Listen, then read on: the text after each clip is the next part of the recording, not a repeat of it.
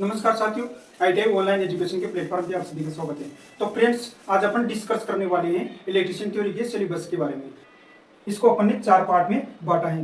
तो पहला जो पार्ट ए रहने वाला है, तो पार्ट ए में अपन क्या क्या चीजें पढ़ने वाले हैं।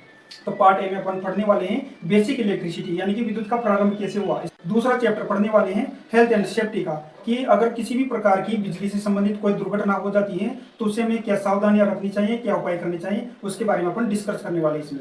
अगला जो तीसरा चैप्टर रहने वाला है वो है इलेक्ट्रिशियन टूल्स, यानी कि एक विद्युत कार को कौन कौन से टूल्स यूज करने चाहिए उनके बारे में पढ़ने वाले हैं। अगला जो चैप्टर रहने वाला है चौथा, कंडक्टर इंसुलेटर। तो कंडक्टर क्या होता है, चालक क्या है, अचालक क्या है, और सेमीकंडक्टर अर्धचालक क्या होते हैं, इनके बारे में अपन डिस्कस करने वाले हैं। तो जो चैप्टर पढ़ने वाले हैं वो है डीसी थ्योरी का। डीसी थ्योरी में अपन क्या क्या चीजें पढ़ने वाले हैं, ओम का नियम क्या होता है, किरचॉफ का नियम क्या होता है, वोल्टेज क्या होता है, करंट क्या होता है, इन सब के बारे में अपन पढ़ने वाले हैं।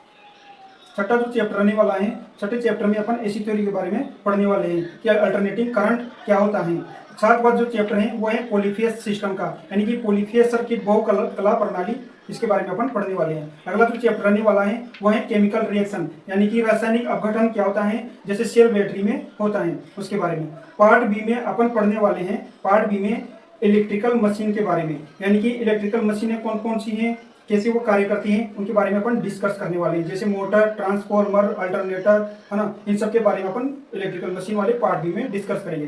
पार्ट सी में अपने रहने वाला है इलेक्ट्रिकल वायरिंग, यानी कि वायरिंग किसे कहते हैं, वायरिंग क्या होती है, क्यों की जाती है, किस लिए, तो इनके बारे में अपन डिस्कस करने वाले हैं। अगला जो चैप्टर रहने वाला है अर्थिंग क्या होती है, अर्थिंग के बारे में जानेंगे। अगला जो चैप्टर रहने वाला है पावर प्रोडक्शन, यानी कि बिजली का उत्पादन कैसे होता है, उसके बारे में पढ़ने वाले हैं। अगला जो चैप्टर है वो है पावर ट्रांसमिशन, यानी कि विद्युत को कैसे पारित किया जाता है, उसके बारे में अपन पढ़ने वाले हैं। छठा जो चैप्टर रहने वाला है उसमें इलेक्ट्रिकल इंस्ट्रूमेंट, इसके बारे में पढ़ने वाले हैं।